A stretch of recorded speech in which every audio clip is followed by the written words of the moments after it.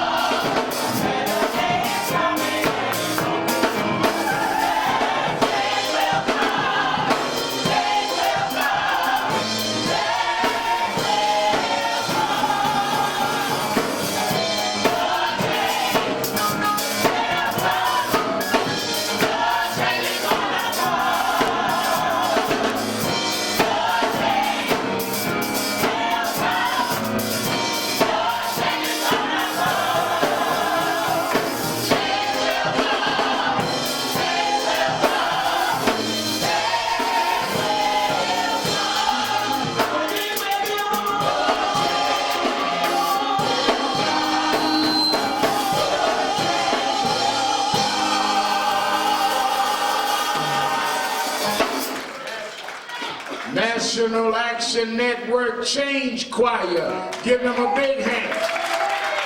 Give them a big hand. Certainly we're happy to be with you another Saturday morning. For you that are here at the House of Justice, 106 West 145th Street in the Village of Harlem, and you that are listening live on 1190 WLIB AM in New York, and you that are watching around the country on live stream at www.nationalactionnetwork.net. We're happy to be with you another Saturday morning where the action is. Give a hand to our presider, Attorney Michael Harder,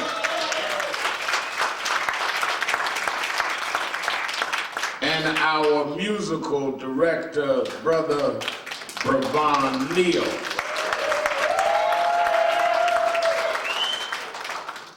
Let me say all roads, big roads, little itty bitty roads, all roads lead to New York, April 13th through the 16th for the National Action Network Convention, our silver anniversary. And this week we announced both presidential candidates in the Democratic Party, Hillary Clinton and Senator Bernie Sanders will be there.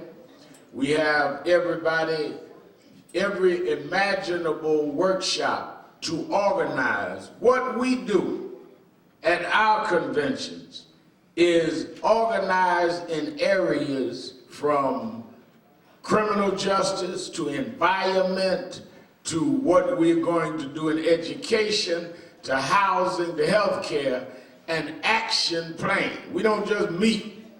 We meet and say, okay, now these are the things we're going to do between this year and next year in these areas. And we have leading figures, experts, and grassroots activists in each field to lead those workshops. And we have leaders this year that lead in those discussions, from Magic Johnson and P. Diddy all the way to Lonnie Guarnier will be there, Michael Eric Dyson, Joy Reid, on and on and on. All of our sessions are free, but you must pre-register. Why do I need to pre-register, Rev Mal? Somebody stopped me the other night, said, I listen to you on radio, why do I need to pre-register? Everything is free. Because when we tell the Sheridan, we need a room for 800 for the panel on gun violence, and 1,000 show up, 200 of y'all can't get in, and we go into the list.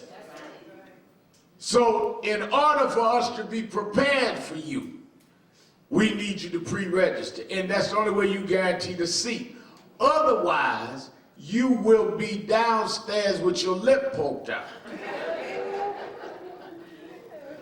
There ain't no use in stopping me in the lobby, because anybody been to a NAN convention know I'm the best lobby ducker in the world. I know how to get around folk saying, Red Mal, I need to talk to you about getting, be right back. And I will on the 17th after the convention's over. So the way to avoid all of that is to pre-register now. And you can call right now. Say, I want to be there. You may not be there all 3 days.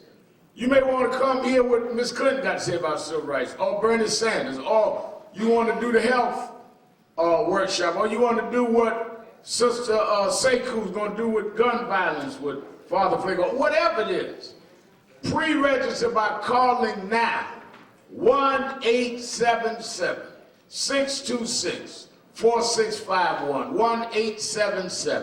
1-877-626-4651, or go online to www.nationalactionnetwork.net, www.nationalactionnetwork.net. But you can call right now. There's somebody sitting at the phone now, and you can pre-register by calling right now, 1-877-626-4651. I want us to really be alert on that. We are organizing our members here that will host. I'm so into making this a banner convention because it is our 25th anniversary as an organization. And this is about, there's going to be a real emphasis on going toward the next 25 years. One of the things that I've done in meetings, and I'm so happy that Keisha Sutton is the coordinator of this convention this year, Percy Sutton's granddaughter, Keisha Sutton James. And one of the things that I've done in staff meetings, I've been conducting the staff meetings myself, is everybody, you know, people get their egos. I did this in 25 years. I held this position, I held that. This is not about the last 25. This is about preparing for the first 25 or the next 25. So if you caught up on what you did in the first 25, then you might as well stay home now. Because I'm not into all of that. Me and Memory Lane don't hang out together. I believe you get up every day toward the future. You learn from the past. People talk about, I was there when they named it. Good. That's wonderful. Glad you was there. Write that down. But I'm talking about where we're going to be at the 50th anniversary. Because movements and organizations do not survive on where they've been. It survives on where you are going. And that's what we're going to have a lot of our young folks dealing with every workshop. They're talking about, we want to put this one on this workshop with Magic, this one on this workshop with so-and-so. No, we're going to put young leaders in NAN. We got our own leaders. I ain't looking for that. And people talk about, well, I don't agree with everything. Y'all don't speak for all black people. And this ain't all black people's convention. This is National Action Network's convention. Don't get confused. I ain't never thought nobody spoke for all or nobody. This is our convention. Y'all can come. If you got good manners, you can be a guest. If not, we have an escort service that will escort you out of there. That's all. I ain't got no problem with that neither. We had a town hall meeting the other night. Folk don't know how to behave. Go outside. You can carry on all you want, city block, but you will not carry on a hit. Don't have no hissy fit at my expense. I'm gonna go to your house and start jumping up and down on your couch.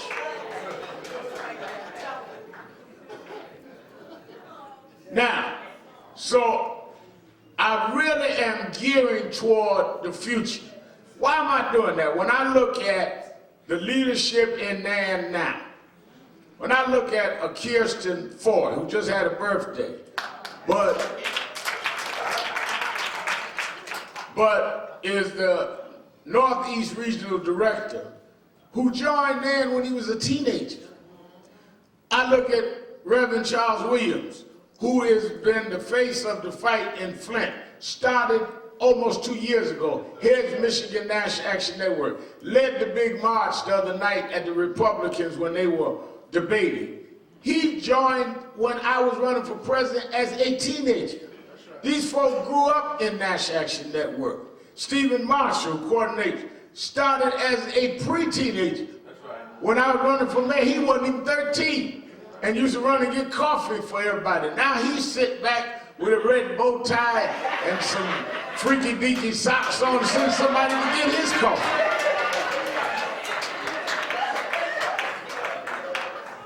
So if you let folk grow up in the movement as they become adults, they raise the next generation. So this movement does not die. You got to be able from one to another. One of the things I really like Dominique does every year is bring in those that have been the generations. Mrs. Abernathy, who'll be there again this year. Coretta Scott King used to come every year, but Abernathy was the right-hand man. Mrs. Juanita Abernathy will be there. And Martin III, who's my age, will be there. And what they do is talk about how Mrs. Abernathy's generation and them trained me. I trained Kirsten and them. They're training others. So this is about where NAN is going. This is not about just where NAN has been. And I think that that is geared up. Because let me tell you something, in November, we're going to have an election. And you don't know who's going to be the president. So we better focus on where we're going, rather than sitting around talking about I used to do this and used to do that. You get ready to do nothing if we ain't careful. I won't get into that in a minute. Let me congratulate all of you that participated in the tune-out of the Academy Awards last Sunday. Last Sunday, we had called for people to tune out the Oscars. We marched in Hollywood, in New York, in Atlanta, in Detroit, and in Cleveland. 5 cities NAN did, in cold weather. And you that are here in New York that met Kirsten and Stephen Marshall and Ashley and all are to be congratulated. Attorney Hardy, and I called Hardy, and Hardy said that people came. It was freezing here, but people came, said that there was a car accident, so Kirsten was a little late, but Ashley spoke. I said, well, she is a Sharpton. She can handle it. She knows. Don't be getting all surprised now. But we are proud, and the effect of it. When I left here last Saturday, flew and went to San Diego, California first, and we opened up the San Diego chapter of National Action Network. Young minister there, Reverend Shane Harris, who just turned 23 years old, head of San Diego NAN. And then they brought a bus in the next day. I went and drove in 2 hours into LA, spent about 3 hours sleep, got up and did my television show, radio show, and then preached at 2 churches, and then went marched with the Los Angeles chapter. So I love to call Kirsten and them and say, I did 2 sermons, radio, TV, and marching. I'm 61. How old are you? And you home in the bed, y'all ain't done nothing but march. Hello. I'm almost twice your age and can handle that schedule and still got hair.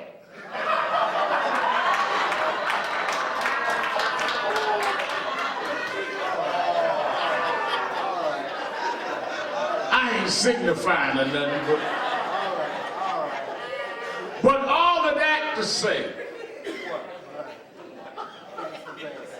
Chris Rock and others challenge. Well, are you asking them not to go? No. They do what they do, we do what we do. I'm not trying to get them blackballed or whiteballed. I said, Chris Rock will be on stage telling jokes. I'll be on the picket line telling the truth. We both doing our job.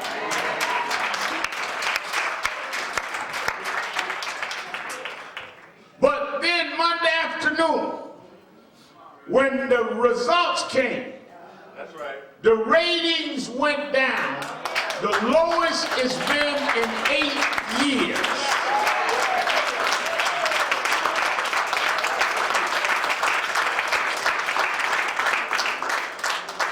In fact, it was 6 percentages lower than it was last year. So some of the reports, well, Reverend Allen and them taking credit. Well, if the ratings had gone up, y'all have blamed it on us. Y'all would love to say, despite the tune-out, ratings went up. Now, there may have been other reasons, including us, it went down, but we were a part of the reason it went down. We got their attention. And at the same time, now the advertisers are talking to us. We're meeting with some this week saying that they have got to deal with this racism in Hollywood or they cannot advertise again. And we proved it because you tuned out. Give yourselves a big hand. We're going to follow it up. Now, let me tell you something. Let me make something clear. This ain't just about getting some awards, about some rich black actors and actresses. One of the reasons that I went to Hollywood to march, because I met with folk in the industry. People in LA, one of the driving things of the economy in Los Angeles is the movie industry. That drives the economy, just like in New York, tourist industry. If blacks are not given the power to green light movies, then blacks are not working on those sets. Everything from casting to lighting to just regular jobs. We ain't marching to get award. We are marching to make sure that black folk that move to Hollywood to get a piece of the action to feed their families can do that because there are black folk out there that have the power to guarantee their jobs. Anywhere in the world, I'd be worried about Will and Jada. Will and Jada can take care of themselves. His Uncle John. They've been unemployed because there are no movies for them to work on. And that's who we're standing up for. How do I know? Because they're members of our chapter. Members of our churches. You have young aspiring actors and actresses can't get a job because the people that can see their talent have not been put in position. This is what this is about. And that's why it was important we set an economic climate for negotiations, and we did that on last week. Let me also congratulate our chapter in Macon, Georgia. They are having this weekend the Mid-Georgia National Action Network Convention. I talked to Reverend DeVestune, our national field coordinator who's there with them. Reverend Holmes from Tallahassee, NAN, spoke yesterday, and there's several hundred, Congressman Sanford Bishop and others have been to just the Mid-Georgia National Action Network Conference, and all of them signing up to come to the convention, and I want to congratulate them. I know they're watching live stream. Let me also congratulate Reverend Charles Williams. Aside from what he did, and Reverend K.W. Tools, who did a great job, Nigel Ali and others in L.A. had hundreds out there, and as we marched and made the point right at the academy, and even Chris, who travels with me, ain't walked that much in a long time.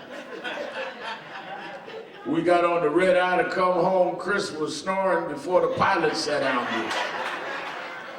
But I want to congratulate Reverend Williams for his continued diligence on Flint, Michigan.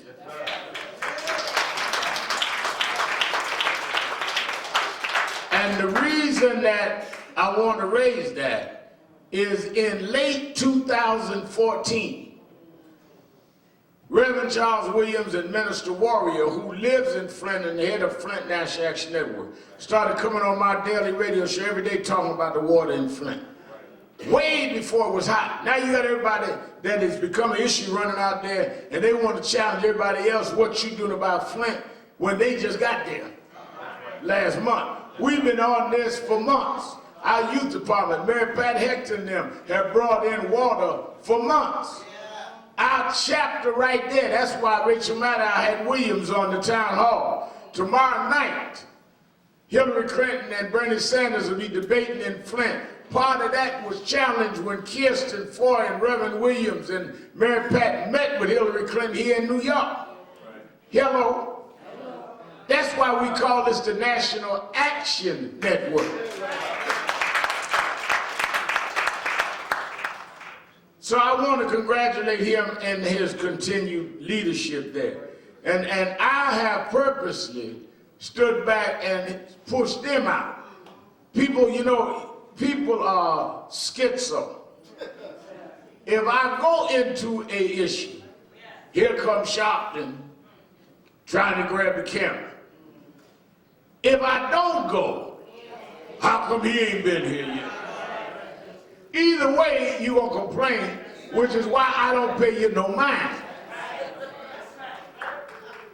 I made a calculated decision that I was going to push the next generation leadership up front, which is why a lot of things in New York, I don't say or do nothing, Kirsten does. And people get familiar with new leadership. Same thing, Reverend Williams. There is a strategic reason that I want Reverend Williams up front, because you got to build the next generation. Because a lot of the folk in the millennial generation are not prepared to lead. They're prepared to make some statement, but they can't lead across the board. There's a difference in being one-dimensional and being able to lead a multi-dimensional civil rights organization. That's why we can deal with voter registration, police brutality, the Oscars, and Flint at the same time, because we got an organization. Some folk can't do but one issue at a time. And that's why I want Reverend Williams out front. Now, where I will be, and I want many of you to prepare with us, they're having the second Senate hearing on Flint on March 17th. As we got the next, March 17th, where the governor of Michigan this time is summoned to come. Many of you went down there with us about 6-7 weeks ago, and the governor did not have to come. He must testify.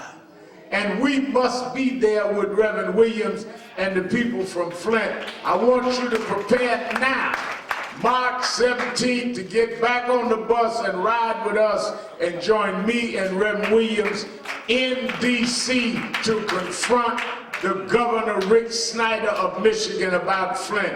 NAN, where buses here, you that are going with us can sign up at the desk. When Patrice is at the desk right now, sign up at the end of the rally. And Patrice in the back got her Beyonce Super Bowl hairstyle on today.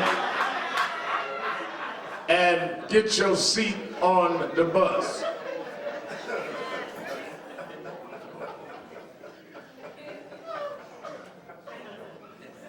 I must say this, as we assess this presidential race, I want y'all to get this down. The other night, I did not watch the debate. In fact, I want to thank Mr. Lomax and the United Negro College Fund honored me with the Shirley Chisholm Award the other night. So me and Dominic and Ashley and our chairman, Dr. Franklin Richardson, and Reverend Jefferson, Reverend Barley, all of us were at the United Negro College Fund dinner. And when I got home, went to bed, I get up about 5 in the morning and turn on TV and watch the excerpts from this debate where Donald Trump and Marco Rubio, I want y'all to get this now in the barbershop. Now, while people right down the road is living with poisoned water, Flint is less than 90 minutes from Detroit. Reverend Williams and them was outside marching. Right down the road, people are being poisoned. Children have lead in their brains right down the road. Police cases right there in Detroit. Schools and teachers are Sunday right there, right? Poverty at a all-time high, wages down all over the country, threats to Medicare, and they are on the stage talking about the size of their hands and other body parts.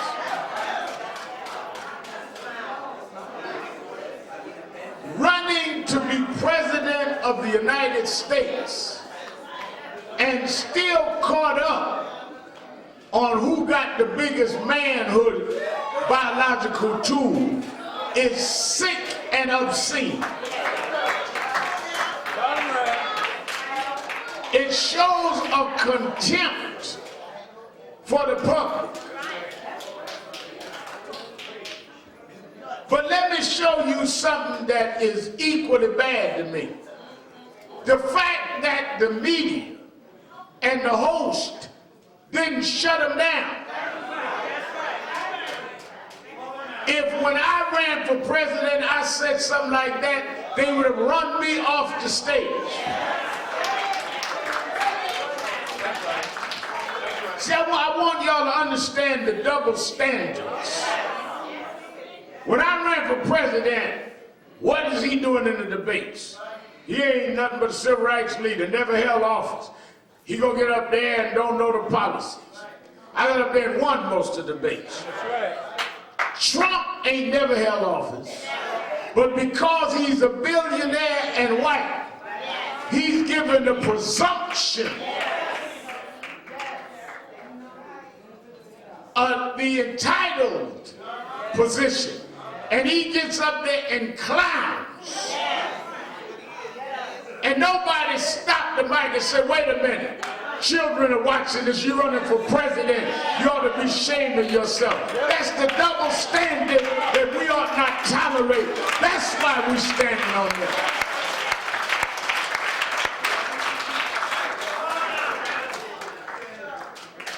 They talking about he's changed the rules. Ain't changed the rules, it's vulgar. Ain't no new rules about verbal pornography. You act like this some new creative politics.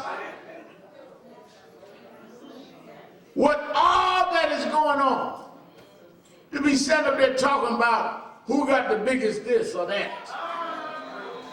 You a liar, you a fraud, you a fake. And then let me show you how bad and crazy it is, Attorney Hardy. Call him a fake, call him a fraud. Romney come out, fake, fraud, con man, all that. And at the end of the debate, but if he wins the nomination, will you support him? Yes.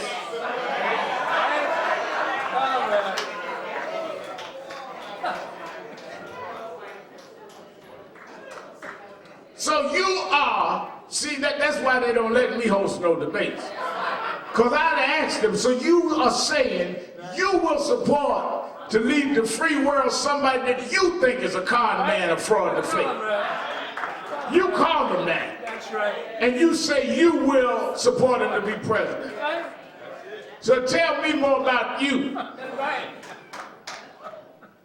Donald Trump, watch my show in the morning, Politics Nation, 8 o'clock, MSNBC. Donald Trump had the Trump University. They charged people $1,500 and kept charging the next course. Some paid over $30,000. Never got what they were promised. And when at the end you're supposed to pose for a picture with Donald Trump, you pose with a cutout board photo of him. That's who they want to make the next president. And the sad part is he's winning and may win the White House if you ain't careful. Every step of the way that they predicted that he is not going to get past, he keeps going. No matter how much craziness he said. Made fun of a man that had disability, a reporter. They said, oh, that's it, kept going. Bad debate kept going. Why? Because he is appealing to a backlash mentality where people feel like they are losing the country and they need somebody bold and somebody audacious that reflect their anger after 8 years of President Obama. That is what's driving Trump. Trump can talk about the size of his foot or anything else as long as he tells them we're going to bring America back to being great. It is a dog whistle on race and class, and that is what is driving the Trump vote.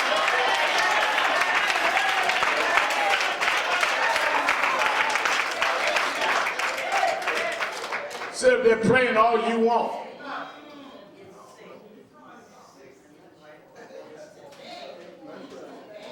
Some writers, well, Obama's policies created Trump. No. Unemployment is 4.9%. Obama cut black unemployment in half. It ain't Obama's policies. It is Obama's presence that caused this kind of feeling. We know what it is. Now, let me connect these dots for you.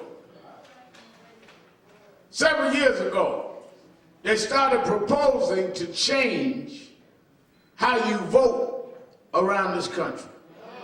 They came up with photo ID, cutting back on early voting days, stopping Sunday voting all over the country. We started raising this as an issue.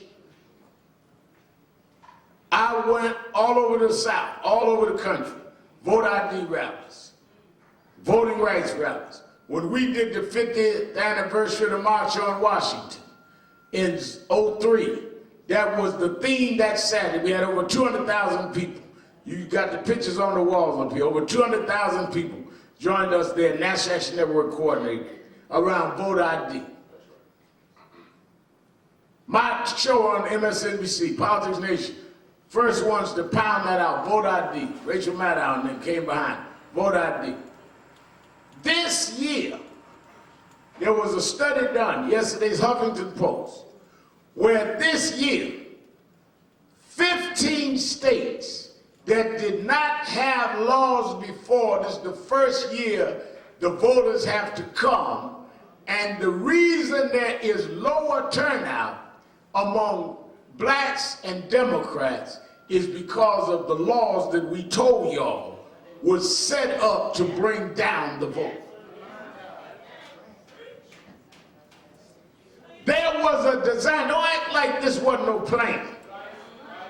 There was a design set up to impede the vote. So the reason why I'm raising this, and this is the reason why it is important in our election, that we understand that you cannot get the vote out if you do not prepare people to get past the impediments that stop them from voting. So when people talk about you can't win the White House without Ohio got new voting laws. Florida, cut back on early voting days. South Carolina, that's what they went through there. So that's why you've got this appearance of, well, the vote is down in terms of turnout. Because people are confused whether they can vote at all. The reason our convention is so important is we're the first national gathering of civil rights activists that's going to have to deal with an action plan on that. Otherwise, the momentum of backlash, coupled with the new voting restrictions, will guarantee that that right-wing force will win, because they got you running a race with shackles on your legs. I didn't hear that before. You didn't hear about vote ID before till we started. Because some of us got to look down the road. Well, you know, I'm into that, I understand that, but Rev, I'm more with you on the police brutality and Eric Garner and all that. The reason that we are still fighting Eric Garner is because they elected a DA that would not go in front of the grand jury and get an indictment. It'd still come back to voting. That's why you got to be able to do more than one thing at a time. The reason why we can get the federal government to review on civil rights charges is because we elected a president that appointed an attorney general that said go ahead and investigate that. It's still going to run you right back into voting. That's right. That's right. So when you see Gwen Carr, Eric Garner's mother, and Trayvon's mother, and the mother of other victims out there with Hillary, or Eric and others out there with Sanders, they're not out of place. They understand to get justice, you must also vote for somebody committed to a justice agenda.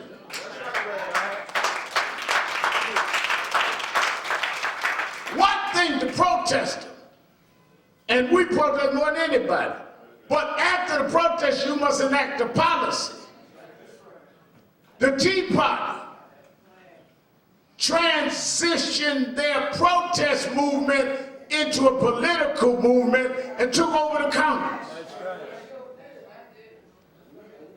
Reason Paul Ryan is the Speaker of the House of Representatives now is because the Tea Party that started as marches also turned into voters and drove the vote and took over the House of Representatives, gerrymandered the lines where it's going to be hard to change the majority of the House. We may grab the Senate. Let me bring you back. 2011.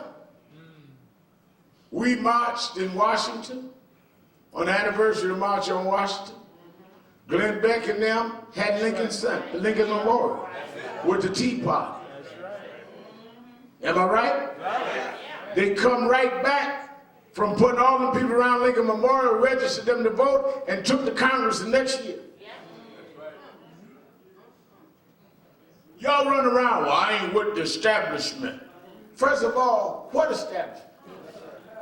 Who defines who is the establishment? Ain't no black organizations, no establishment. We don't control no budgets. We don't control no laws. You ain't got a black in the city of New York that owns a building downtown. You run around talking about the black establishment. You don't know what establishment is. Hello? And then they're going to talk about Donald Trump is against the establishment. Donald Trump owns real estate all over the town, got a gold-plated building on Fifth Avenue. If that ain't establishment, what is? Something crazy about you that you think the Urban League, who does social service, is the establishment, but Donald Trump is anti-establishment. He owns golf courses. Got all kind of real estate deals that he owned the property. But that ain't establishment. But they play these games and we don't challenge them. That's why they get up there talking about size of their hands rather than health care. Right. Because they trained you to accept that. That's why they can tell you who's up and who's down. Because they train you to accept that. That's why they want to make our fight for diversity in Hollywood like it's us against Chris Rock rather than us against them. I remember years ago when we was dealing with racism in sports, and we were in Chicago dealing with it. They said, well, Michael Jordan gets a big check, let's go see him. I said, why don't we go see who writes his check?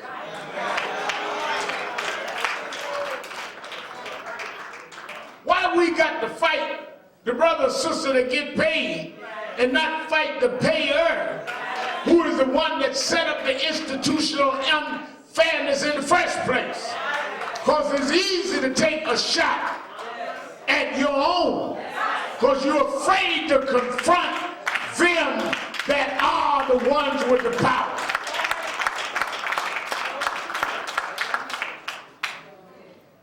You go around right now. What do you think about the conditions of black folk? We ain't doing too good. Whose fault is it? Well, Obama should have done more. Not that the Congress blocked him and y'all didn't get out and vote. That's right. And the Congress got there. Not that the Senate blocked them. We ain't got black leaders. People leading all day, every day. It's Sharpton them's fault. Not that you've been in the bed eating cookies and milk when we was begging y'all to organize. Hello?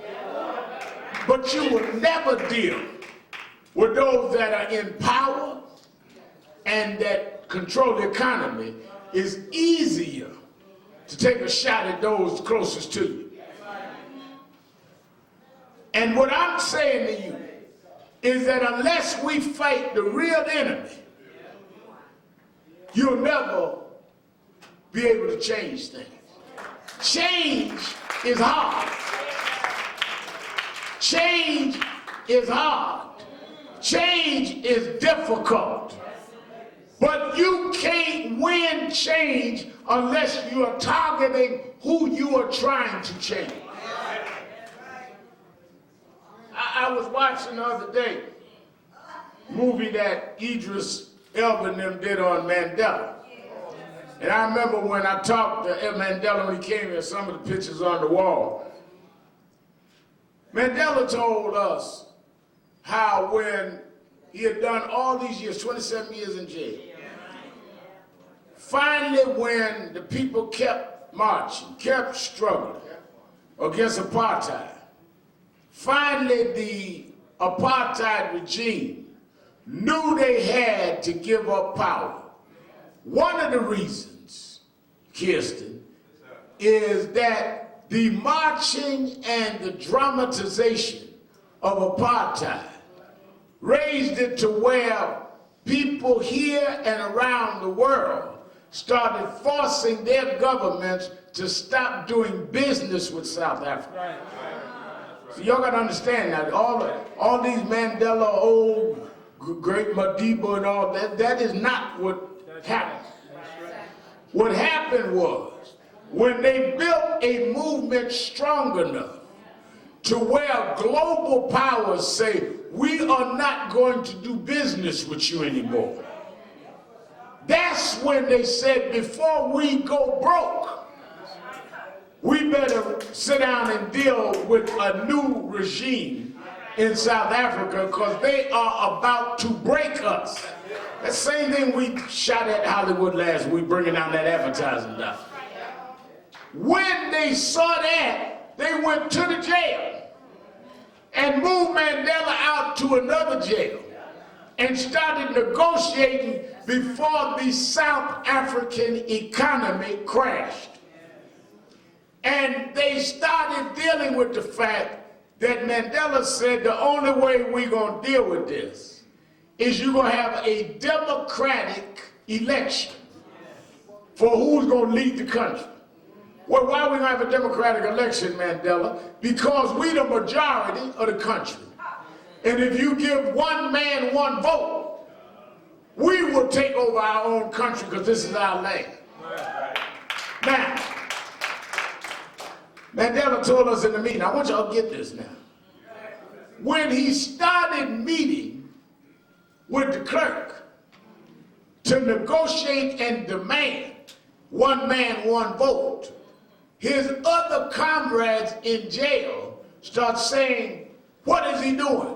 Who's he meeting with? Why did they move him? Now, he had the option of staying there with them and meeting the next 20 years in jail, or confronting the enemy and negotiating to get the election and to get them out of jail.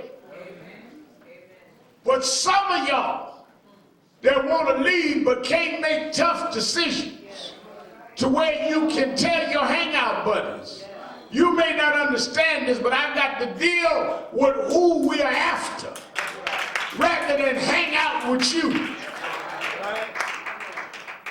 People tell me, do you see any more Al Sharptons coming? I look at people that have the strength to not only stand up to the enemy, but stand up to their friends. Right. And say, you may not like this, but I got to stand up and get something done. This ain't about hanging out with you. This is about getting something done for the people.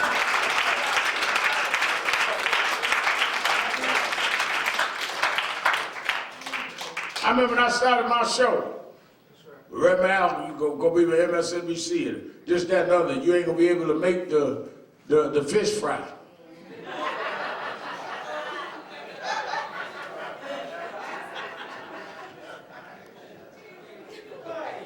If I can talk to 500,000 people every Sunday morning and tell Miss Carr's story, if I can talk to 500,000 people and make voter ID an issue, that's more important than I didn't make the fish fry in your backyard.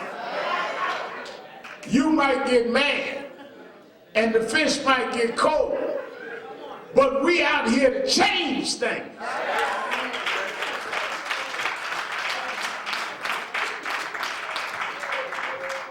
And my message to you today is you got to make hard choices. And hard choices mean you might have to do things that are not comfortable for you to do. But if you're going to make a difference, sometimes you got to get uncomfortable to bring comfort to those that need it.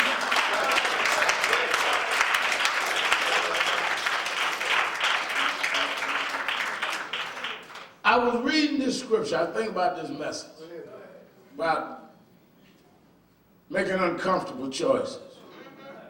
I was reading this scripture, and I've read it many times, preached through it a lot of times, Kevin McCall, but it never hit me till I read it this week. Mordecai, the prophet,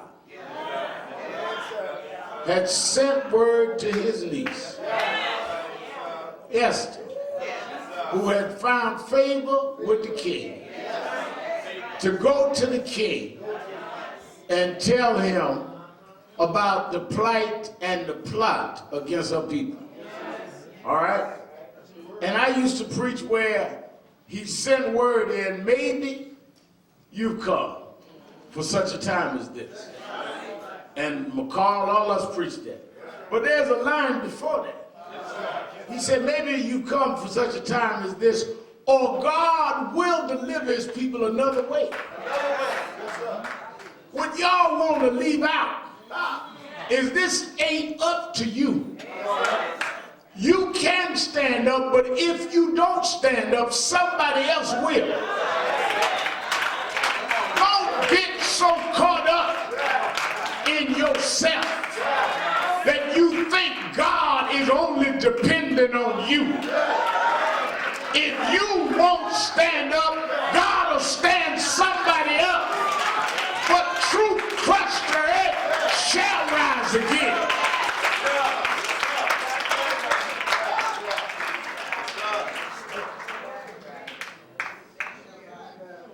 The plan A don't work, God always got a plan B. 30 years ago this year, they killed a boy in Howard Beach named Michael Griffin. All of the big black leaders and politicians was friends with Mayor Koch and should have stood up adamantly in Howard Beach and exposed what they did. Oh, they put out little cute statements, it was wrong, it was bad.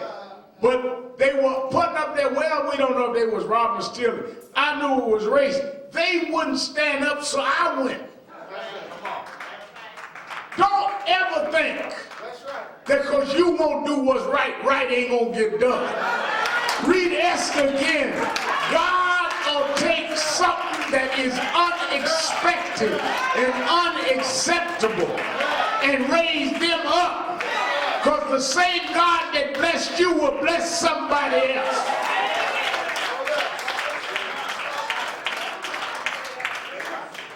Where did Al Sharpton come from? I'm the alternative to you.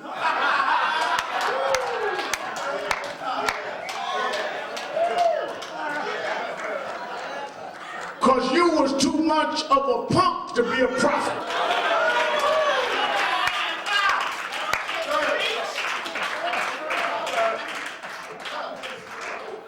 You were too scared to tell your crowd that I got to stand up. Mandela was called all kind of names by fellow ANC people, accusing him of being a sellout, a traitor. Was he meeting with the clerk? He took all of that. Sometimes you got to be hurt by the ones that you love so you can help them and love them back. If you ain't ready to be called a radical and a sellout, you ain't ready to leave yet. You got to be ready to take the abuse.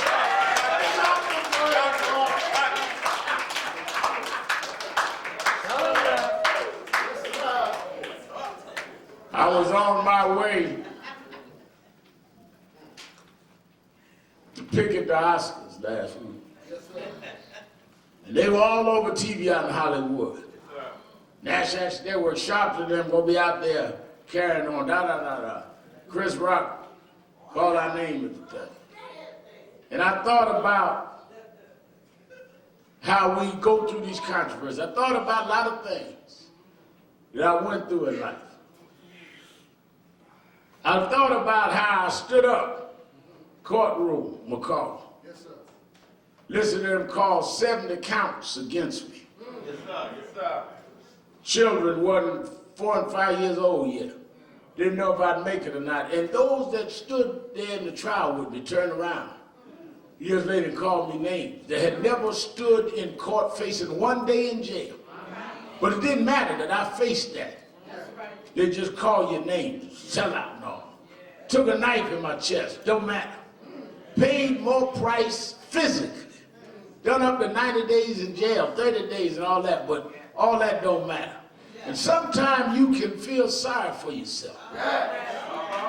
When you think about all the sacrifices you and your family made. I didn't have health insurance till I was 50 years old. Yes, sir. And you can feel sorry for yourself. But I went to the church to preach last Sunday. Yes, sir. And the lady got up and sung Tremaine Hawkins' song. Yes, sir. I want you to get ready to sing this for me, Provide. She got this song and said, I've lost some good friends along life's way. Some loved ones departed in heaven to stay. But thank God I didn't lose everything. I lost faith in people who said they cared. In time of my crisis, they were never there. But in my disappointment, in my season of pain, one thing never wavered. Rachel, one thing never changed. I never lost hope. I never lost my joy. I never lost my faith. But most of all, I never lost my praise. My praise is still here. My praise is still here. I let some blessings slip away when I lost my focus and went astray. But thank God I didn't lose everything. I lost possessions that were so dear. I lost some battles walking in fear. But in the midst of my struggles, in my season of pain, one thing never wavered. One thing never changed. I never lost hope. I never lost my joy. I never lost my faith. But most of all, tell my enemies. Most of all, tell my detractors. Most of all, tell those that left me. I never lost my praise. I never lost my praise. I never lost my praise. I've lost some good friends along life's way. Some loved ones departed in heaven to stay. But thank God I didn't lose everything. I lost faith in people who said